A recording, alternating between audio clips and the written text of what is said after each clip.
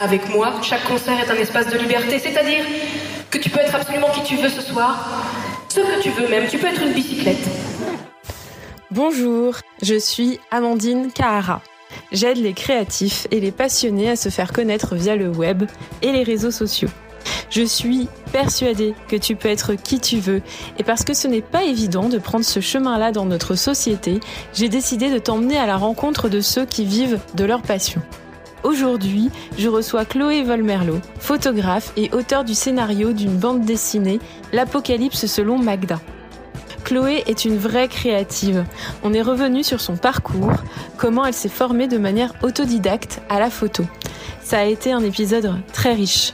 On a parlé de l'importance d'être authentique sur les réseaux sociaux, le revers de la médaille d'Internet puisqu'elle a été harcelée par le passé, mais malgré ça, elle se sert en conscience des réseaux sociaux pour faire sa promo de manière efficace tout en restant elle-même, ce qui lui a d'ailleurs valu des opportunités professionnelles. Bonne écoute. Bonjour, donc aujourd'hui je suis avec Chloé Volmerlo. Salut. Donc tu es photographe professionnelle depuis 12 ans, tu fais essentiellement des portraits mais aussi des reportages. Tu travailles aussi bien pour des commandes, des magazines, des événements pour des cocktails ou des choses comme ça. Et puis tu as aussi un tiers de ton activité qui est le mariage. À côté de ça, tu as aussi sorti une BD qui s'appelle L'Apocalypse selon Magda avec l'illustratrice Carole Morel. Qu'est-ce que tu as fait d'autre? Tu fais aussi des séries photos perso. Voilà, globalement, je sais pas si j'en oublie. Non, je crois que c'est déjà pas mal, je pense. Et donc ma première question, parce que je sais que tu es autodidacte à la photo, que tu as fait des études de théâtre. J'ai trouvé une vidéo où tu disais que tu étais une dessinatrice ratée. Tu aimes beaucoup l'écriture et je me demande si finalement en toi se cache pas, peut-être même aujourd'hui en tout cas, une écrivain cachée qui est finalement devenue photographe. Et en fait, dans tout ça, ma question c'est surtout comment, dans le processus avant d'arriver à être photographe, je m'intéresse à cette jeune femme qui avait des envies et qui est arrivée un petit peu à la photo entre guillemets par accident, même si ça tourne quand même beaucoup autour de l'art et du ressenti et voilà. Ok, c'est une vaste question. Mais en fait, j'étais encore pire quand j'étais ado. C'est-à-dire que j'essayais en plus de faire de la musique, de faire de la peinture. Enfin, je faisais encore plus 3000 trucs. Je me suis calmée depuis.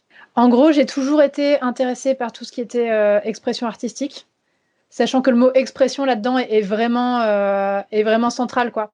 C'est à la fois le fait de produire quelque chose d'artistique, le geste de faire, mais en même temps, c'est aussi beaucoup le fait d'avoir une voix.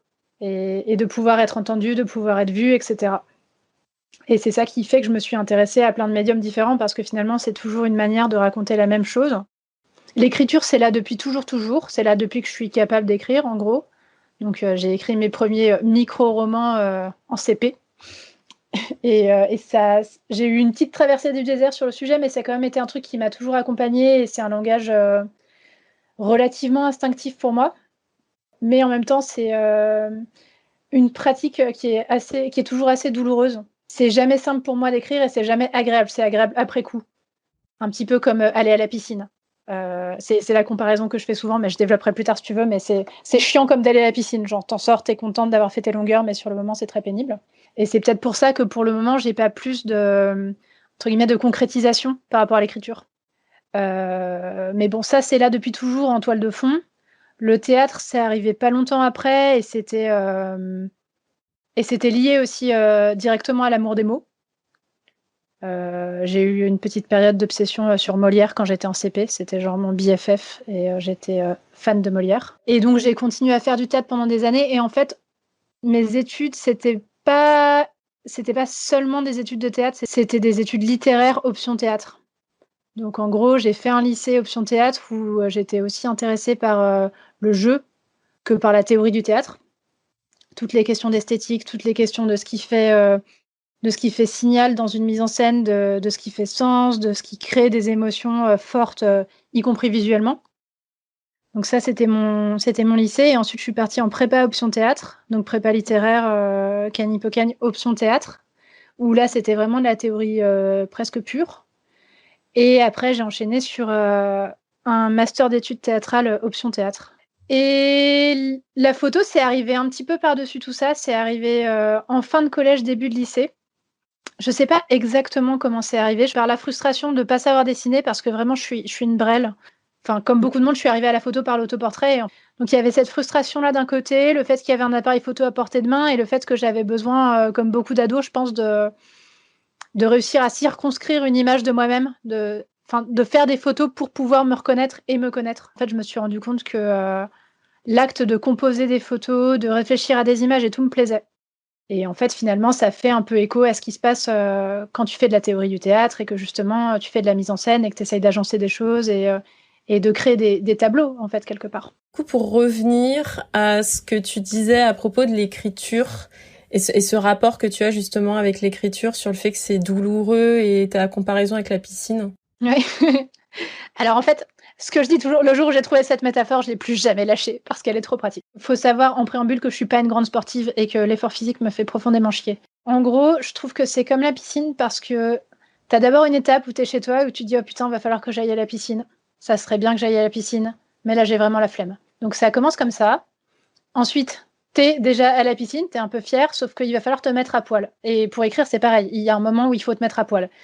Et ça, c'est un peu chiant. Et t'es face à tout ce qui te plaît pas chez toi. Enfin, t'es vulnérable, en fait. T'es hyper vulnérable.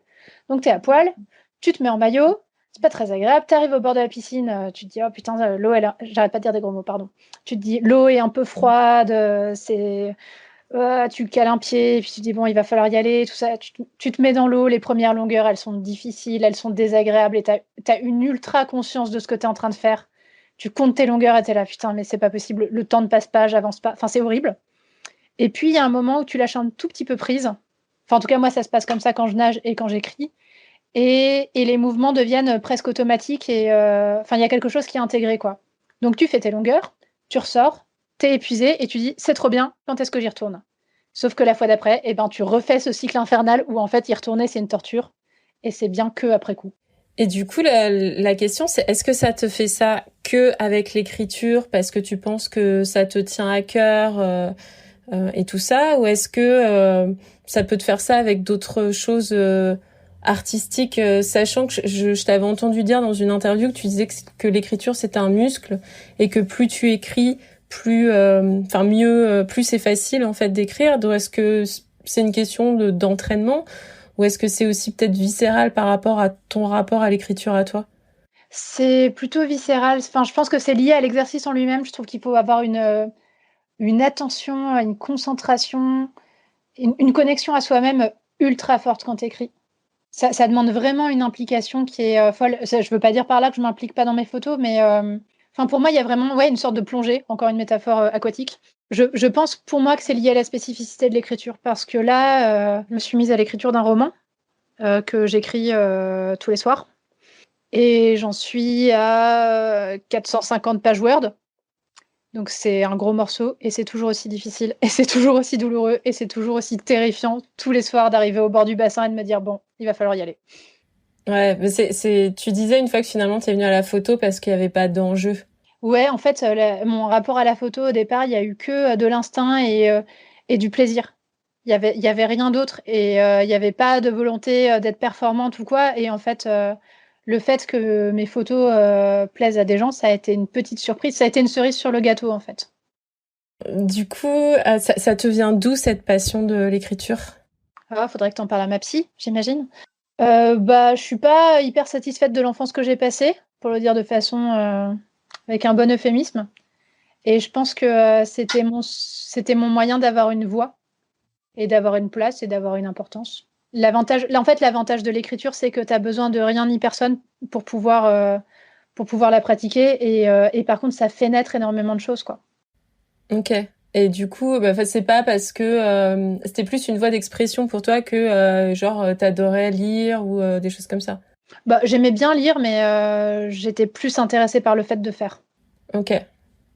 Cool. Du coup, si tu parles de romans, de créer des univers, des choses comme ça, ou peut-être aussi juste de t'exprimer.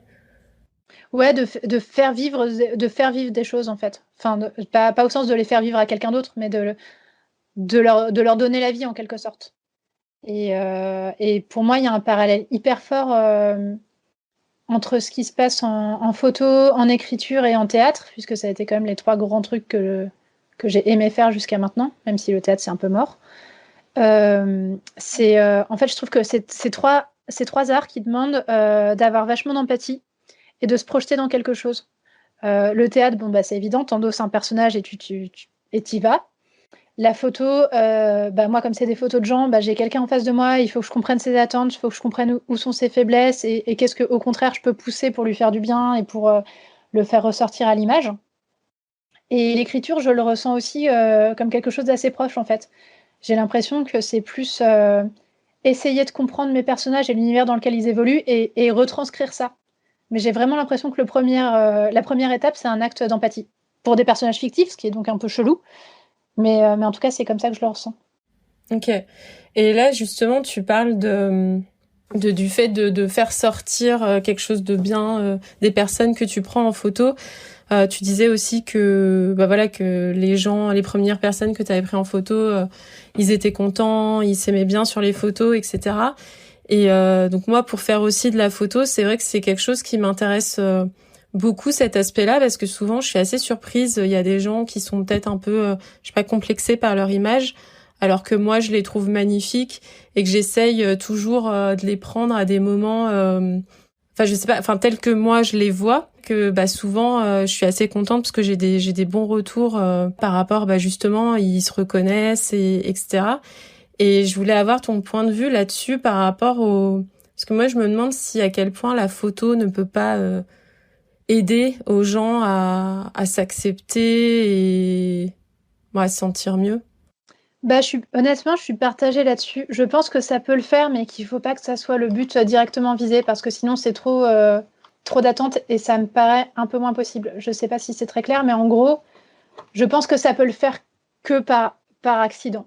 Enfin, ça m'est arrivé. Maintenant, je le fais plus. C'est quelque chose que je refuse parce que j'ai vu ce que ça donnait.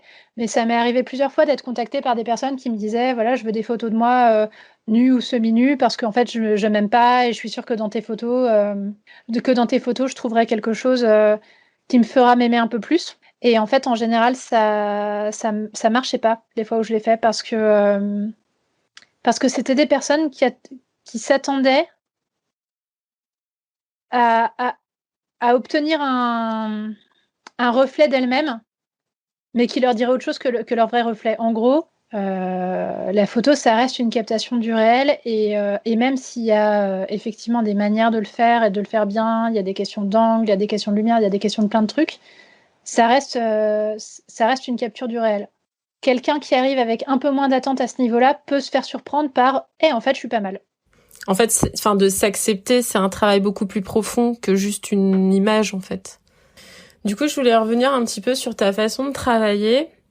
Parce qu'en fait, finalement, j'ai l'impression que c'est normal, c'est toi, mais tout est lié et c'est intéressant de, justement, cette pratique un peu, surtout dans un monde où, moi, j'en souffre beaucoup. Tu vois, par exemple, à un moment donné, j'écrivais sur mon blog, je faisais aussi de la photo et on m'a dit, par exemple, faudra que tu choisisses. Ça peut pas être l'écriture et la photo. Ou dans mon activité professionnelle aussi, puisque j'ai été chef de projet, j'ai fait du journalisme, j'ai été aussi développeuse web et que, finalement, aujourd'hui, je suis contente parce que j'ai trouvé les réseaux sociaux qui sont la jointure de tout ça, parce que pour moi, c'est le parfait alignement entre la gestion de projet et l'éditorial.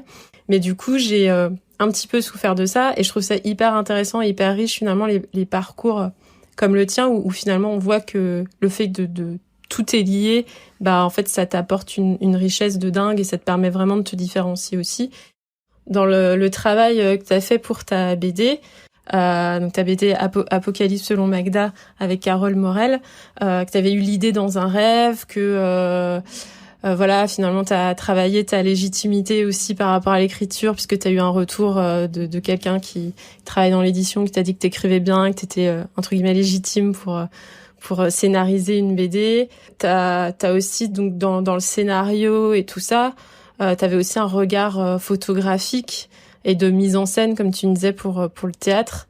Donc je trouve ça assez intéressant de voir comment finalement toutes tes activités sont peut-être un petit peu liées. Ouais, tout à fait. Ben, ça m'a vachement soulagée en fait le jour où j'ai compris ce truc que je te disais tout à l'heure sur l'empathie qui réunit tout ça. Et mais ces trucs dont tu parles, ces injonctions à choisir, à avoir une identité bien déterminée, je les ai subies aussi et ça m'a vachement fait douter en fait. Le seul truc qui a fait que j'y ai pas cédé, c'est que j'avais trop envie, tu vois. Me demander de choisir entre l'écriture et la photo, même si ça remplit pas le même rôle et je le vis pas de la même manière, c'est me demander de choisir entre deux enfants si j'avais des enfants, tu vois. Enfin, c'est vraiment ça. Mais même le truc, c'est que j'ai l'impression que c'est une espèce de spirale sans fin, tu vois, parce que même là, rien que dans mon boulot photo, en fait, on me dit tout le temps qu'il faudrait que je choisisse. Et je le sens que dans la tête des gens, tu vois, il y a beaucoup de gens qui décident de m'étiqueter uniquement photographe de mariage. Alors que, comme tu le disais au début, c'est quand même qu'une petite partie de mon activité et tout.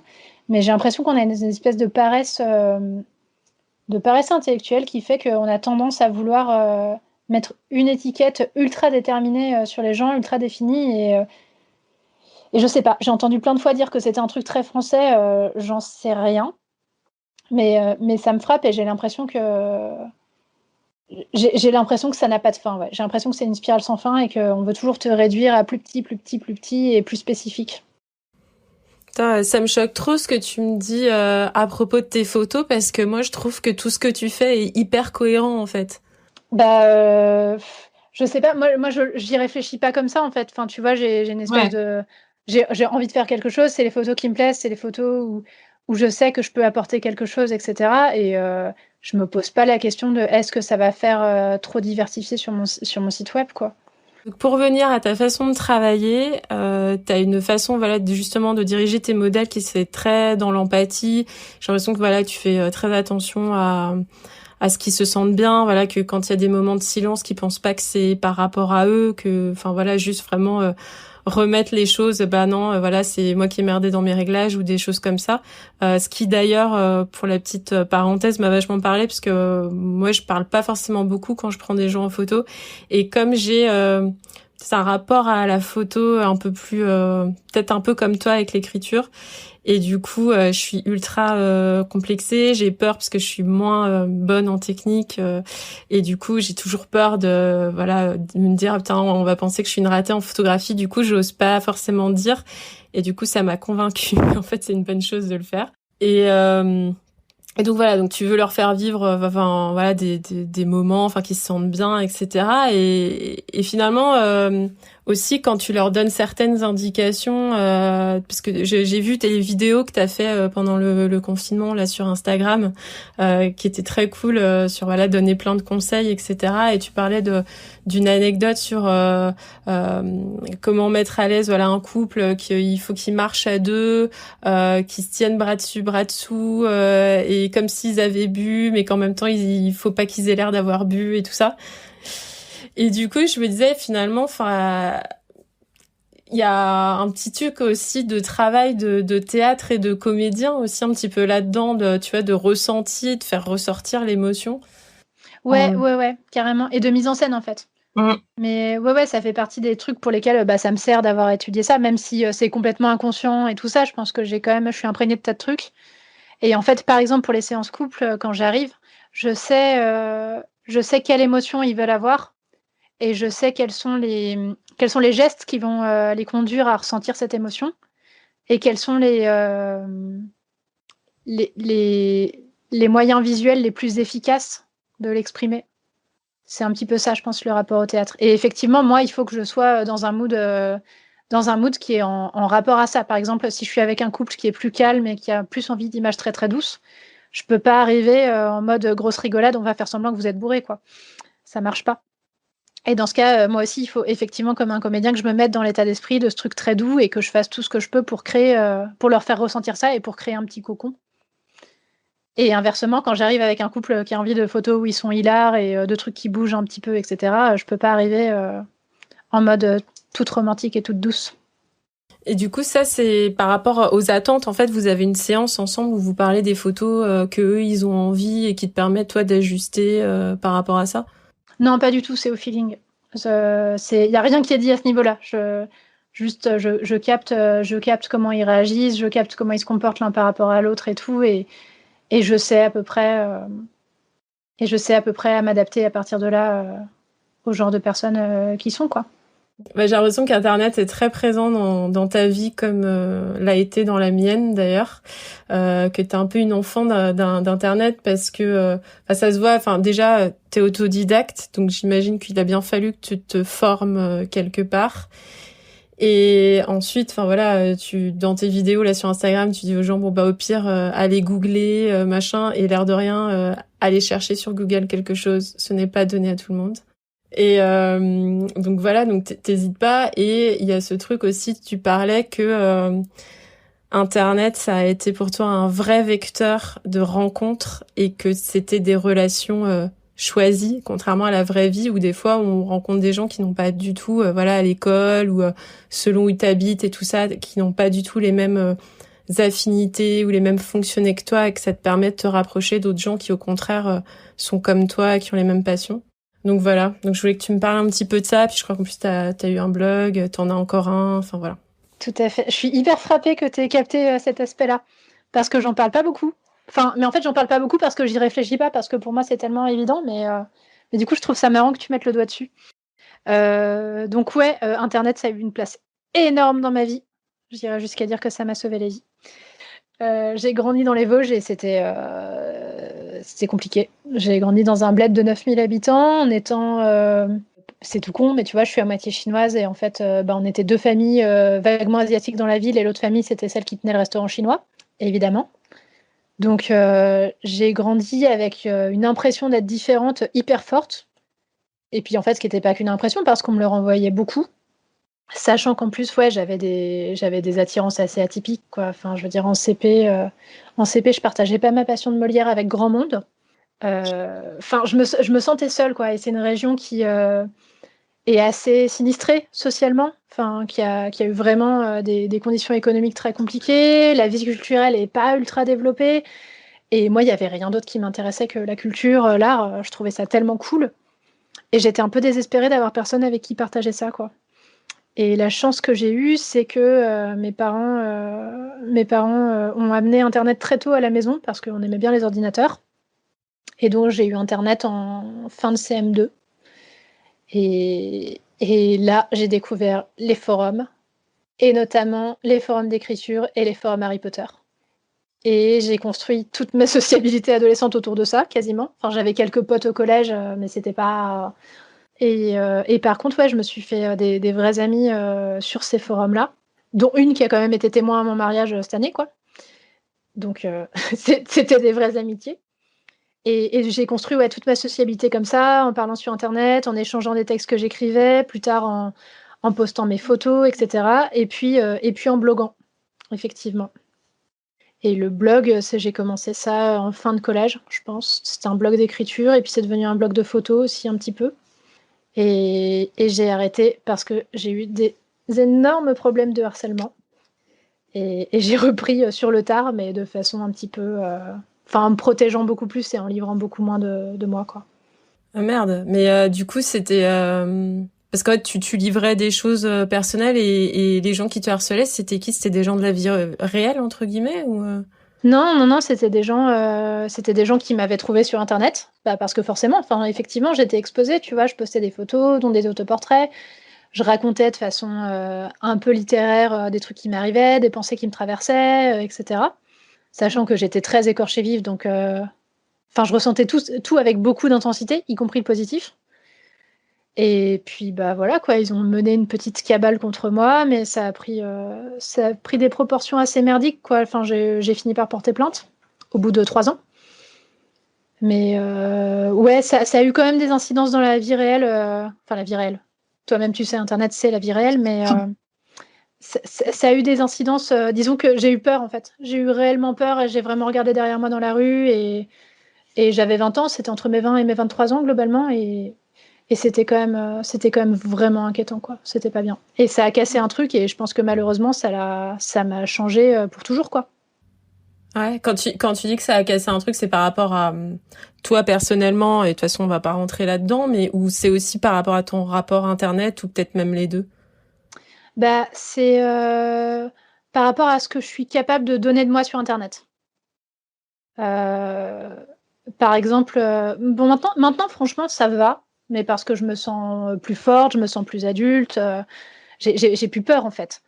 Mais, mais je suis plus capable de me livrer, de m'afficher avec vulnérabilité en fait. Enfin, si, un petit peu, mais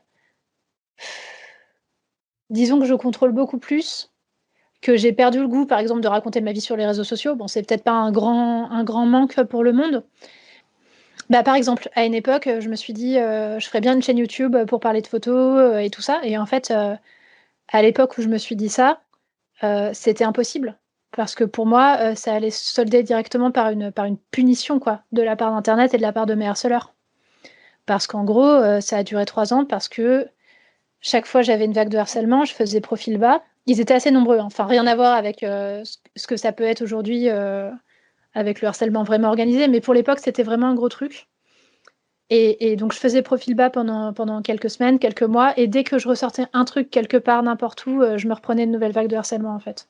Et il y avait cet aspect, cette impression d'être complètement espionnée, qui était, qui rendait vachement dur toute initiative et enfin, toute présence sur les réseaux, quoi. Ouais, je comprends. Ça m'émeut vachement ce que tu dis, en fait, parce que c'est vrai qu'aujourd'hui, il y a une conscience quand même beaucoup et c'est tout le, comment dire, aussi l'enjeu qu'il y a des gens qui ont peur et qui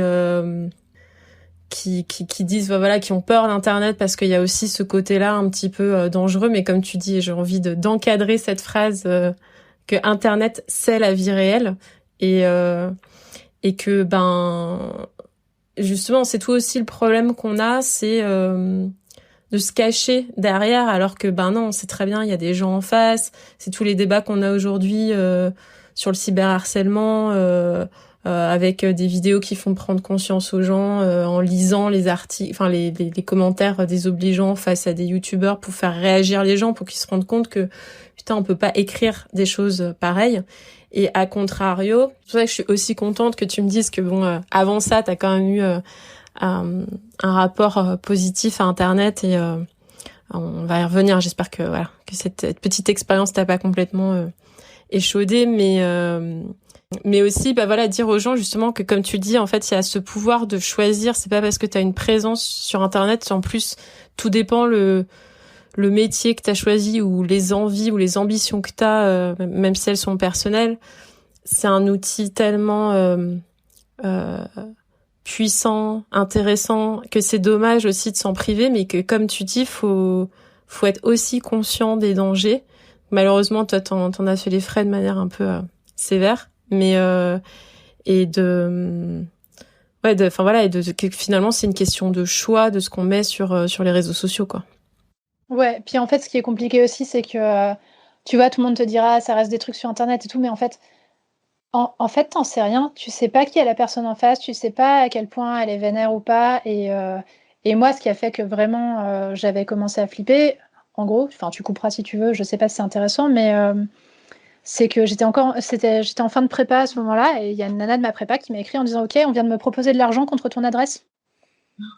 Et on a beau te dire ça reste sur Internet et tout, ça se trouve, enfin, c'était une manœuvre d'intimidation de merde, mais en fait, quand t'as 20 ans, que t'es une jeune meuf, enfin, c'est juste terrifiant comme perspective. Et je pense que ça, c'est vachement minimisé ou complètement, ça passe complètement inaperçu pour les gens qui pensent que c'est pas grave et que c'est juste on te dit 2-3 trucs désagréables sur Internet, quoi. En fait, c'est des vrais trucs qui font que tu te retournes dans la rue pour vérifier ce qui se passe derrière toi, quoi. Et c'est Florence Porcel qui en avait parlé, je crois, il y a pas longtemps, notamment à propos de la Ligue du LOL, qui disait, elle disait, mais en fait, eux, ils savent très bien à qui s'attaquent et tout, mais moi, je sais pas exactement qui est derrière et je sais pas de qui j'ai peur, je sais pas dans quelle proportion, je sais pas ce qui peut m'arriver concrètement. Et ce flou, il est horrible.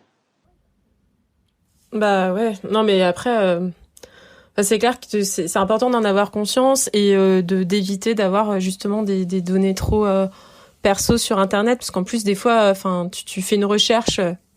Astuce très importante, toujours faire des recherches sur toi sur Google pour savoir qu'est-ce qui ressort. parce que justement ton adresse elle peut apparaître et tout hyper facilement. Et c'est vrai que Internet, il y a ce côté aussi un peu c'est un média quelque part, et du coup les gens ils s'attachent, tu vois, justement, en plus ils ont lu un peu ton blog et tout, ils se font une projection en plus d'une image de toi, de la même façon qu'on peut se faire d'une image d'une star ou de quelqu'un de télé-réalité. Et je veux dire, enfin, t'as quand même des stars justement, même bien avant Internet, qui recevaient des menaces de mort ou ce genre de trucs. Donc c'est, enfin, je veux dire, ça n'a rien à voir avec Internet, en fait, c'est juste un trait humain, malheureusement, qui existe et qui est exacerbé par Internet.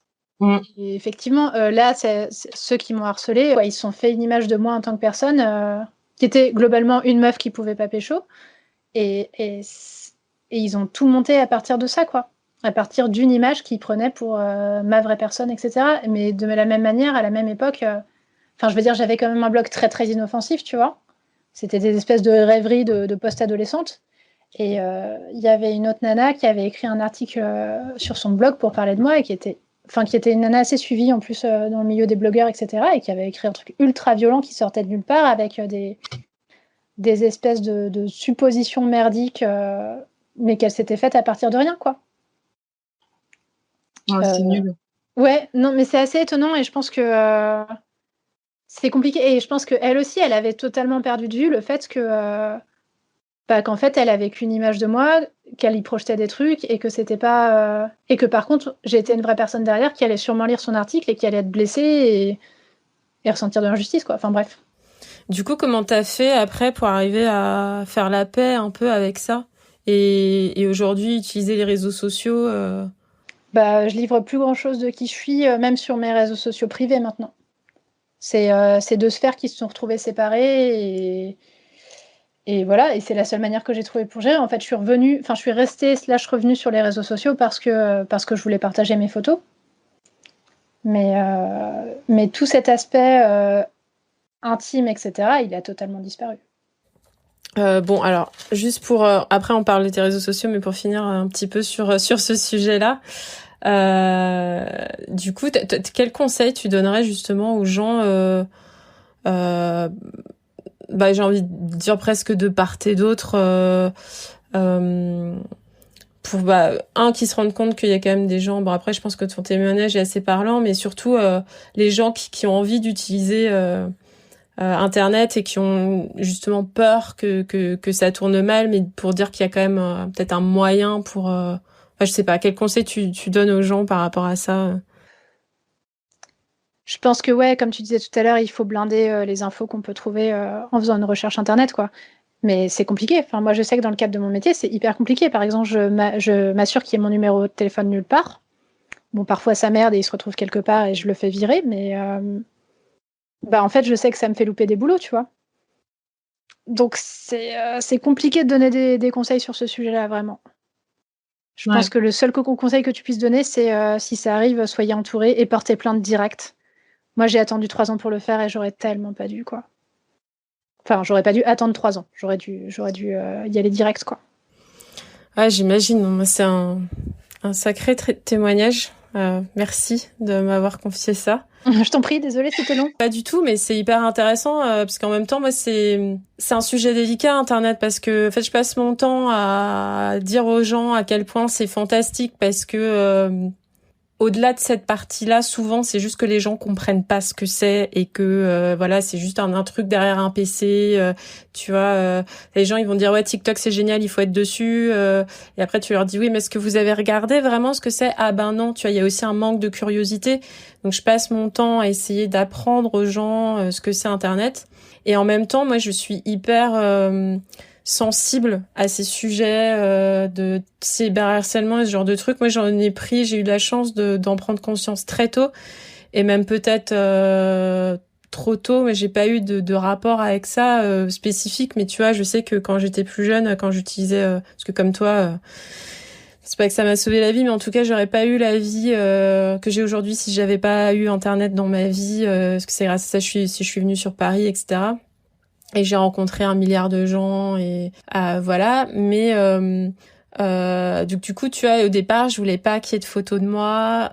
Et donc ça, j'en ai conscience. Mais ce qui me fait peur, c'est qu'avec les usages d'aujourd'hui, les gens n'en ont pas conscience. Et tu vois, j'ai fait des cours de e-réputation dans des universités, enfin des écoles, et j'étais hyper contente parce que au-delà de l'aspect professionnel et tout, enfin ils ont juste aucune idée de ce qu'ils mettent sur eux sur les réseaux sociaux, et justement ça peut engendrer du cyberharcèlement, ça peut engendrer et enfin voilà des chantages affectifs à cause de photos que t'as envoyées. Donc je trouve ça hyper important de sensibiliser les gens autour de ça, et c'est trouver le juste équilibre entre pas avoir peur et pouvoir utiliser ça comme outil, mais être suffisamment éveillé et conscient de ce que tu mets sur Internet, quoi.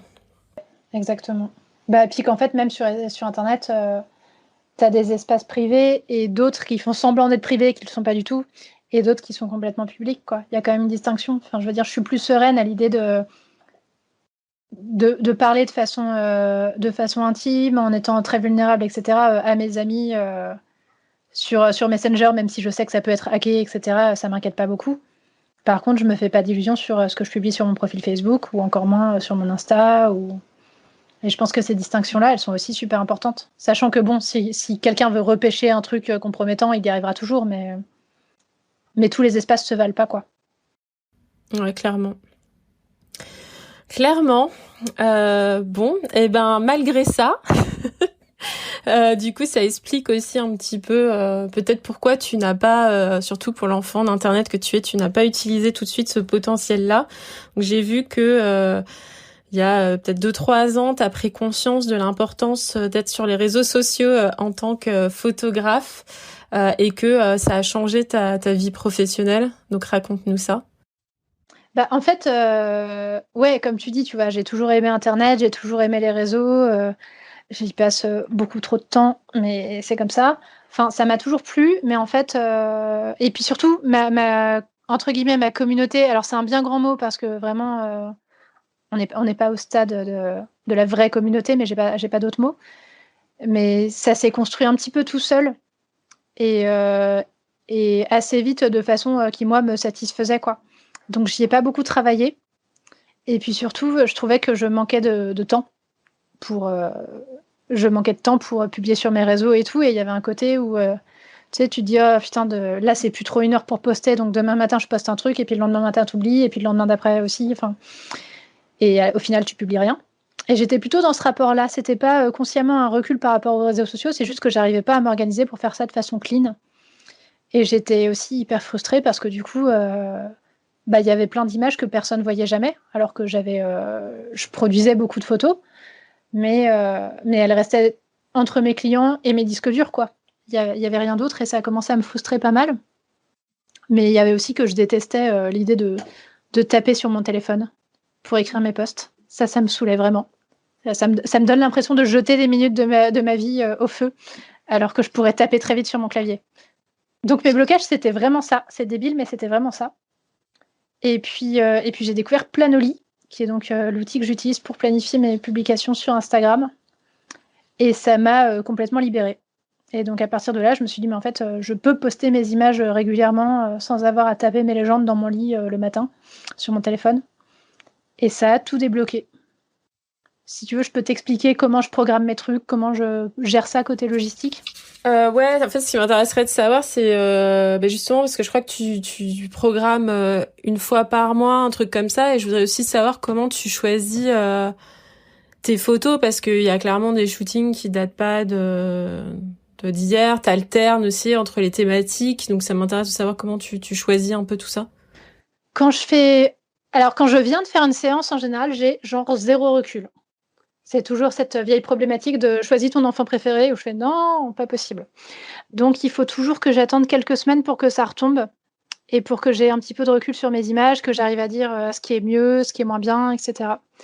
Donc j'attends d'avoir ce petit détachement, et à ce moment-là, je fais une présélection dans ma séance, dans les photos que j'ai déjà rendues. Je demande à la personne qui est dessus si elle est OK pour une publication sur les réseaux sociaux, et je vire ce pourquoi elle n'est pas OK. Et après, je répartis cette sélection dans des dossiers mois par mois. Et au début de chaque mois, je prends tout ce qu'il y a dans le dossier, je programme les dates et j'écris les posts pour Instagram et pour Facebook. Et puis voilà. Mais du coup, ça te prend combien de temps, début de mois Ça dépend de mon degré de fatigue. Parce que malgré ça, tu vois, même pour ça, l'écriture, ça reste quand même un exercice qui me demande vachement de concentration et d'implication. Et oui, parce que j'ai pas toujours un truc à dire sur chaque photo, quoi. Enfin, parfois, je me force pas, hein, si j'ai pas grand chose à dire, je fais une phrase et tout ça, mais mine de rien, il faut quand même que je me sente liée à ce que je suis en train de poster et à ce que je suis en train d'écrire. Donc ça me prend, je dirais entre 2 et 4 heures, quoi. Finalement, effectivement, ça a un gain de temps énorme par rapport, effectivement, à si tu devais te mettre dans cet état d'esprit-là à chaque fois que tu devais faire un post, parce qu'en plus, tu postes tous les jours. Pas tous les jours, mais pas loin, ouais. Ouais, donc c'est... Je poste au moins 20 fois par mois, je dirais, à peu près. Ouais, c'est un bon trend, quoi. Et du coup, donc on va parler de la légende, de tes légendes après. Mais du coup, par rapport à, quand tu dis que ça a changé ta vie pro, t'as vu un vrai impact par rapport au boulot, aux gens qui t'appelaient, au retour que t'as eu? Ouais, il y a eu plusieurs trucs. Alors déjà, les gens ont arrêté de penser que je glandais. Parce qu'avant, quand j'étais trop occupée pour poster des trucs, les gens étaient persuadés que c'était parce que je bossais jamais et que j'avais pas de photos à montrer. Donc ça a fait un gros changement, mais ça, c'est plutôt pour mes proches. Même ça a beau être des vieilles séances, enfin des vieilles séances entre guillemets, hein, mais je publie avec un décalage, ça montre quand même que je fais pas rien de ma vie. Ça m'a permis aussi un petit peu de montrer que je faisais des choses relativement différentes. Et donc effectivement, ça fait qu'on pense peut-être un peu plus facilement à moi pour certaines missions qui justement sont pas du mariage, par exemple. Mais ça, ensuite, c'est encore limité parce que tu vois, par exemple, je vais pas poster des photos de ce que je fais en événementiel parce que généralement, ça n'intéresse personne d'autre que mes clients. Donc ça, c'est un impact relativement limité. Mais je pense aussi que quelque part, juste le fait d'être présente, ça amène des opportunités, en fait. C'est ce fameux loin des yeux, loin du cœur, quoi. Les périodes où j'ai commencé à avoir vraiment du boulot, enfin la période où j'ai commencé à avoir vraiment du boulot à mes débuts, c'était une période où je sortais tout le temps, j'étais tout le temps dans des vernissages, dans des trucs, c'était pas un calcul délibéré, mais ça fait qu'après directement les gens quand ils pensent photographe, ils pensent à toi. Parce qu'ils t'ont vu, parce que c'est frais dans leur mémoire, quoi. Et je pense que la présence sur Instagram, ça a un petit côté comme ça. Le fait d'avoir une communication plus personnelle et de lâcher la bride sur certains trucs, d'accepter d'être plus vulnérable, d'être sincère, etc. Ça aussi, ça crée une identité plus forte, même si, enfin, à la base, l'idée c'était juste que ça me fatigue de faire semblant et que je préfère être sincère. Ça crée une identité, ça l'affirme et du coup, ça crée une affection plus forte de la part des gens qui regardent. Ça, c'est un truc dont je me suis rendu compte. Et ça fait que quand on m'appelle, c'est un peu moins par hasard et c'est aussi pour mes valeurs et ce que je défends et ce que j'affirme dans mes posts, quoi. Ouais, parce que donc du coup on va en parler. Moi c'est vraiment quelque chose que j'aime énormément dans c'est que t'as une photo qui est belle, mais ça va au-delà, c'est que tu nous partages un ressenti, soit voilà, souvent je pense à ça parce que je vois souvent parfois des photos de Sophie Rich et voilà, donc tu dis à quel point enfin voilà, elle est jolie, machin, enfin ça la met en valeur et je suis assez d'accord avec ça. Ou il y a des fois des formes d'humour, je ne sais plus qui tu as pris en photo qui a une combi rouge et tu dis ah bah ça y est, elle est prête pour aller jouer dans Casa de Papel. C'est ma copine Manon qui est comédienne. Et puis où bah il y a le côté un petit peu coulisses, ça j'ai vu telle lumière, du coup je me suis précipitée ou je me suis fait un shooting avec Pénélope Bagieux, c'est dire mais j'avais tout rangé puis non, j'ai vu une dernière photo, non, je voulais à tout prix la faire, ou un couple je leur dis bah là j'ai eu envie de les faire sourire alors je leur raconte des blagues et du coup c'est agréable parce que effectivement on est ça va au-delà de la photo, on est dans le moment avec toi. Alors je pense qu'après effectivement comme tu dis c'est ta personnalité aussi parce que voilà t'aimes l'écriture, ça te ressemble donc du coup oui effectivement ça ta personnalité transparaît et du coup ouais on a potentiellement envie de travailler avec toi et après oui en plus enfin t'aimes l'écriture, donc t'arrives à le mettre en valeur d'autant plus. Donc je trouve que c'est pour ça que moi j'avais en tout cas vraiment envie de parler avec toi de ta communication sur les réseaux sociaux. Je sais pas si tu voulais dire rebondir par rapport à ce que je viens de dire. En fait, j'aime aussi vachement partager et apprendre des trucs aux autres gens. C'est vraiment une espèce de déclic que j'ai eu dans ma vie de photographe. J'ai passé pas mal de temps au début à être super pas sûre de moi. Enfin, je dis pas que là j'ai une confiance absolue, hein, mais j'étais vraiment flippée et du coup j'avais tendance à considérer tous les aspirants photographes comme des rivaux et du coup être assez avare en compliments et en conseils.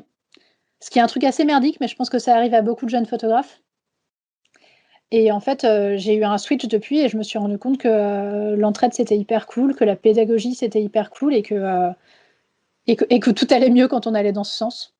Genre, on se sent moins seul, on sent que tout est tiré vers le haut et puis c'est enthousiasmant en fait de partager des découvertes et des enthousiasmes.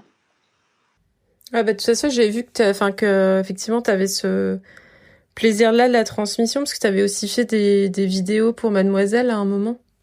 Des petits tutos techniques. Je voulais faire ma chaîne YouTube à la base, mais en termes de logistique et plein de trucs, c'était compliqué. Et du coup, c'est moi qui leur ai dit que j'avais envie de bosser avec eux. Et ça s'est fait un petit peu. Je suis passée en freelance pendant 6 mois à temps partiel.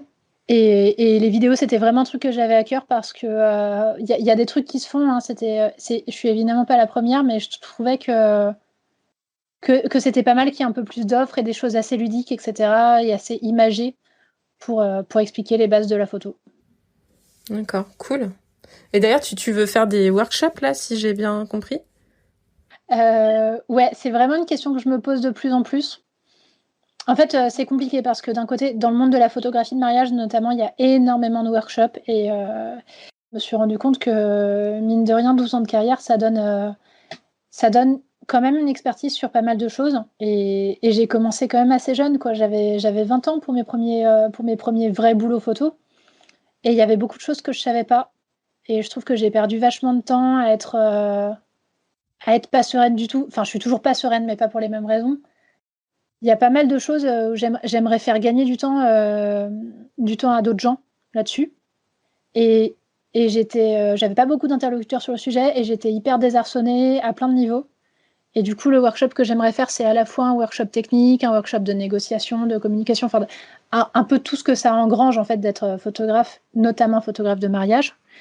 Et je voudrais rajouter vraiment cet aspect, je voudrais que ça soit un workshop à destination des jeunes meufs qui sont encore terrifiées à l'idée de prendre de la place, quoi. J'aimerais bien faire un truc un peu empowering, comme on dit.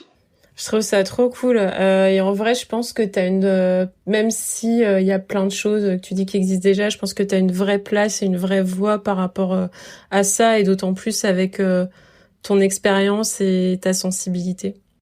Bah, c'est gentil, merci. T'as cet aspect-là, donc hypersensible, avec ton syndrome de l'imposteur, et en même temps t'as un instinct et tout une sensibilité forte qui est aussi un atout, même s'il est pas compris par tout le monde. Et justement, il y a un peu ce truc-là dont on parlait avant, du chemin tout fait, des étiquettes. Et toi, t'es là, tu te bats parce que en fait, t'as juste envie de faire ce que t'aimes.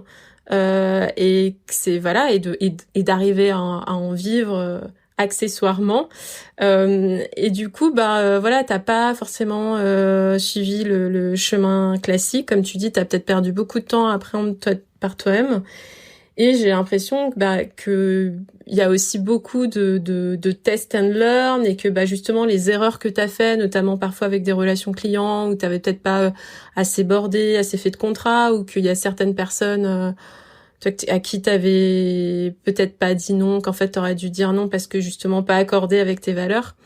Donc savoir comment t'as géré ça, comment tu gères ça au quotidien, et comment finalement, parce que je trouve que dans notre société on met pas assez ça en valeur, que faut arrêter de dire qu'il y a des parcours tout tracés faciles, qu'en fait c'est pas du tout comme ça la vie, il y a jamais de CV idéal, et que souvent tu rebondis, tu fais des erreurs, et c'est justement parce que tu fais ces erreurs ou que tu rencontres telle personne ou telle expérience sur ton chemin que ça va t'orienter sur un truc. Voilà, il y a rarement des gens, alors enfin même si ça peut exister parce que peut-être ils ont eu une vocation depuis petit, mais qui se sont réveillés un matin et paf, ils sont devenus ce qu'ils voulaient être, quoi. C'est forcément à force de réflexion, de travail, d'erreurs, voilà.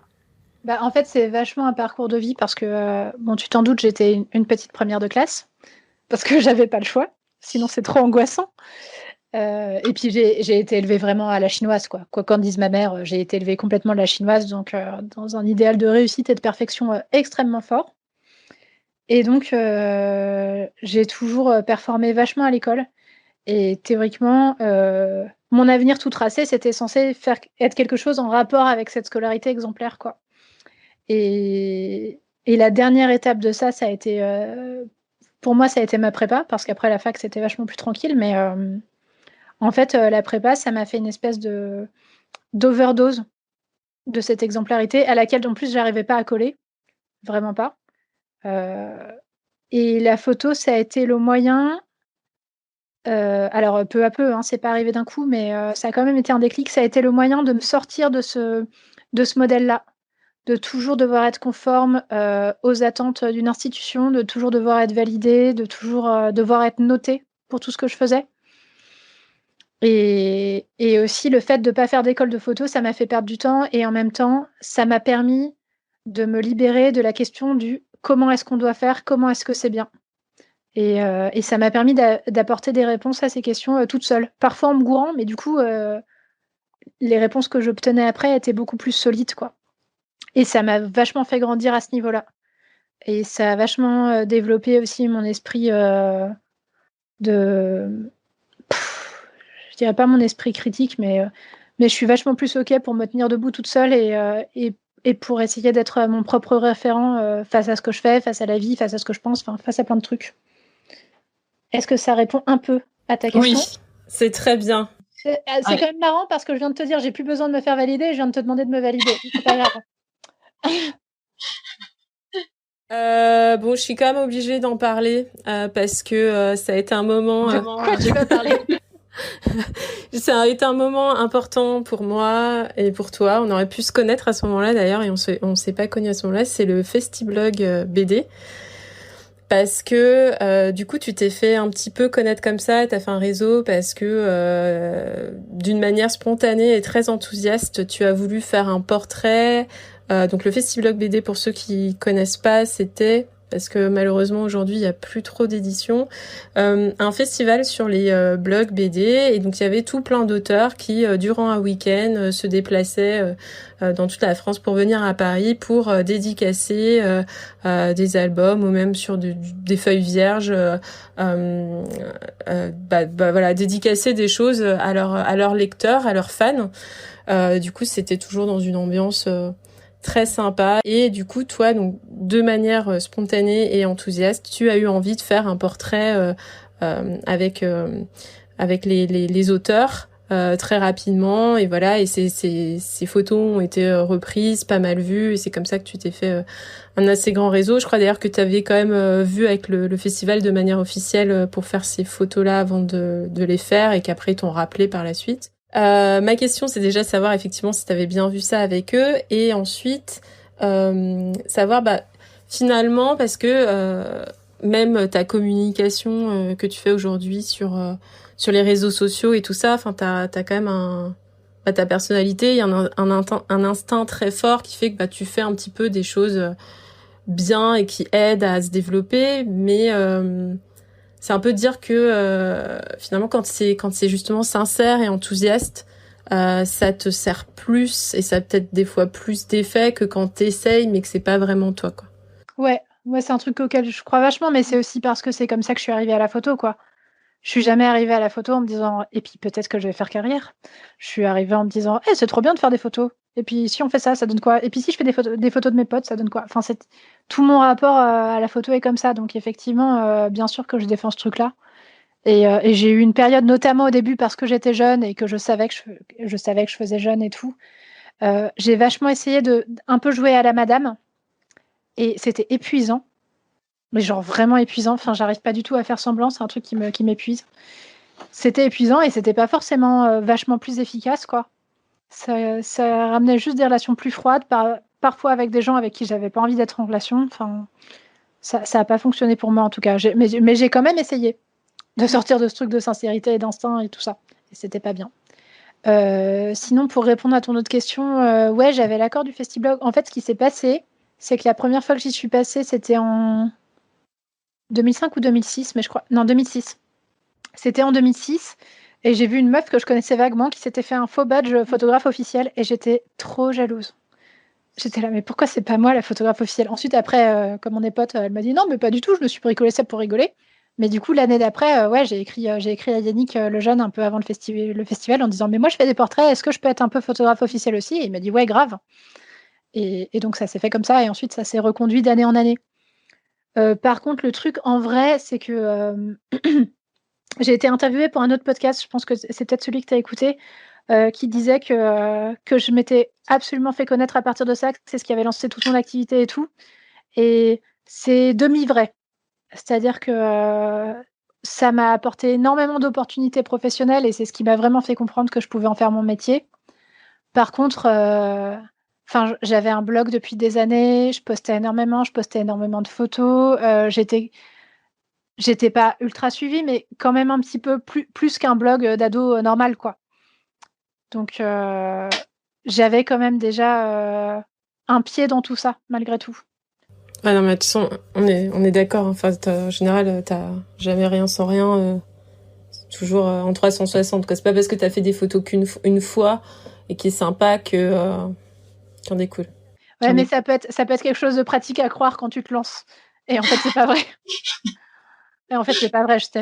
Mais en vrai, on peut dire que j'ai commencé ma formation de photographe en fin de collège, tu vois, si on veut être complètement honnête. Le temps de me tromper, de tester des trucs horribles, d'aller beaucoup trop loin sur Photoshop, en fait, ouais, c'était en fin de collège, quoi. Yes. Du coup, quel conseil tu aurais pour... si tu devais en donner qu'un pour quelqu'un voilà, qui a vraiment envie de se lancer et suivre sa passion, quel est le conseil que tu pourrais lui donner? Bah justement, de suivre l'envie. Je pense que l'erreur à pas faire, c'est de se dire ça a l'air vaguement sympa, photographe, je ferais bien ça, je sais pas. Enfin, malheureusement, ça suffit pas, je pense, de se dire juste ça. Je pense qu'il faut vraiment être habité par ça parce que sinon, c'est un métier qui peut rendre malheureux. Parce que ça demande énormément d'investissement personnel, de doute. Enfin, c'est pas évident tous les jours, en fait. Et le fait d'être indépendante, c'est pas évident tous les jours. Donc, je pense qu'il faut vraiment être sûr d'avoir envie et pas imaginer que c'est un... Enfin, pas le prendre comme une facilité, quoi. Il y a ça. Et du coup, quand tu suis l'envie, je pense que ça t'amène quand même... Enfin, c'est tout ce qu'on a dit avant, hein, mais ça t'amène globalement à faire les bons choix, ça te fait gagner du temps et ça te rend beaucoup plus heureux. C'est le truc principal que je dirais, être à l'écoute de ses envies. Et aussi, ça implique de ne pas faire les choses pour impressionner les autres, de ne pas les faire pour obéir à des modes. Je pense vraiment que c'est la meilleure chose au monde que de faire quelque chose parce que ça vient de l'intérieur, quoi. Merci. C'est le mot de la fin. Ok.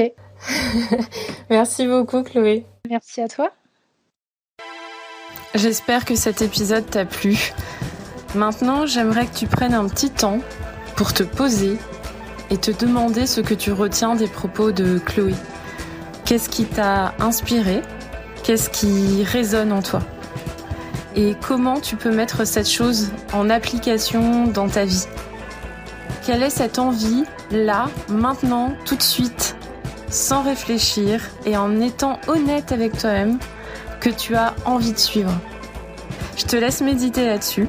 Et si tu as envie de me faire part de tes réflexions, je serai très heureuse de te lire, donc n'hésite pas à m'écrire. Tu as tous les liens de contact en description. D'ici là, porte-toi bien, n'oublie pas, vraiment, tu peux être qui tu veux.